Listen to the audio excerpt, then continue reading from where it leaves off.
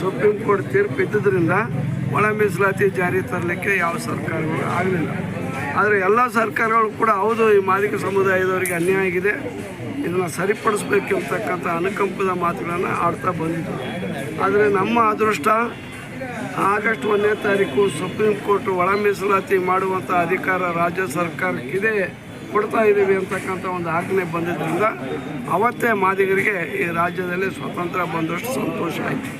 ಈಗ ನಮ್ಮ ಮುಖ್ಯಮಂತ್ರಿಗಳು ಸಾಮಾಜಿಕ ನ್ಯಾಯದ ಅಧಿಕಾರ, ಹಿಂದುಳಿದ ವರ್ಗದ ನಾಯಕ, ಶೋಷಿತರ ಬಗ್ಗೆ ಅಪಾರವಾದಂಥ ಕಾಳಜಿ ಇರ್ತಕ್ಕಂಥ ಸಿದ್ದರಾಮಯ್ಯನವರಿಗೆ ಒಳ ಮೀಸಲಾತಿ ಜಾರಿ ತರಲಿಕ್ಕೆ ಒಂದು ಸಮೀಕ್ಷೆಯನ್ನು ಮಾಡ್ತಾರೆ. ಶೆಡ್ಯೂಲ್ ಕಾಸ್ಟ್ನಲ್ಲಿ ಇರ್ತಕ್ಕಂಥ ಪಾಪ್ಯುಲೇಷನ್ ಎಷ್ಟಿದೆ, ಅವರ ಹಿಂದುಳಿಕೆ ಏನು, ಯಾವ್ಯಾವ ಜನಾಂಗ ಯಾವ್ಯಾವ ಪ್ರಮಾಣದಲ್ಲಿ ಆರ್ಥಿಕ ಸೌಲಭ್ಯವನ್ನು ಪಡೆದಿದ್ದಾರೆ, ಸಾಕ್ಷರತೆ ಯಾವ ಪ್ರಮಾಣದಲ್ಲಿ ಇದಾಗಿದ್ದಾರೆ, ಎಷ್ಟು ಉದ್ಯೋಗವನ್ನು ಪಡೆದಿದ್ದಾರೆ, ಯಾವ ಜನ ಉದ್ಯೋಗ ಪಡಲಿಕ್ಕಾಗಿಲ್ಲ, ಯಾವ ಸಮುದಾಯ ಜಮೀನನ್ನು ಹೊಂದಿದೆ, ಯಾವ ಸಮುದಾಯ ಜಮೀನನ್ನು ಹೊಂದದೇ ಇರ್ತಕ್ಕಂಥದ್ದು ಎಷ್ಟು ಜನ ಇದ್ದಾರೆ, ಎಷ್ಟು ಜನರಿಗೆ ಬಾಡಿಗೆ ಮನೆಯಲ್ಲಿದ್ದಾರೆ, ಜೋಪಡಿಯಲ್ಲಿದ್ದಾರೆ, ಇವನ್ನೆಲ್ಲವನ್ನು ಕೂಡ ಸಮೀಕ್ಷೆ ಮಾಡ್ತಾಯಿದ್ದಾರೆ.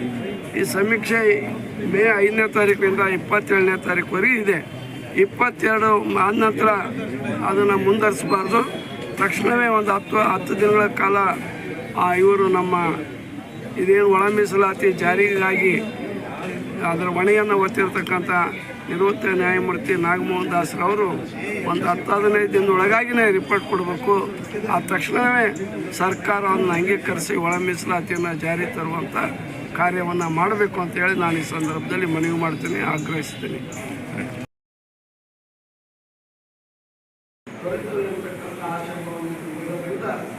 ನೀವು ಆದಷ್ಟು ಬೇಗ 22ನೇ ತಾರೀಕಿಗೆ ಈ ಸರ್ವೆನ ಮುಗಿದ ಆದಮೇಲೆ ಮತ್ತೆ ಅವರೆಲ್ಲರೂ ಕೂಡ ಅನಾಲಿಸಿಸ್ ಮಾಡಬೇಕು, ಎಷ್ಟು ಜನಸಂಖ್ಯೆ ಆಗಿದೆ.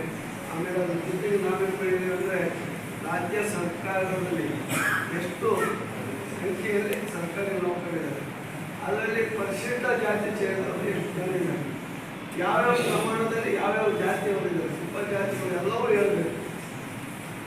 ಈಗ ಇಂಜಿನಿಯರಿಂಗ್ ಇಲಾಖೆ ಇರ್ಬೋದು, ಪೊಲೀಸ್ ಇಲಾಖೆ ಇರ್ಬೋದು, ಪ್ರತಿಯೊಂದು ಇಲಾಖೆ 38 ಇಲಾಖೆಗಳು ಬರ್ತವೆ, ಎಲ್ಲ ಯೂನಿವರ್ಸಿಟಿಗಳು ಬರ್ತವೆ.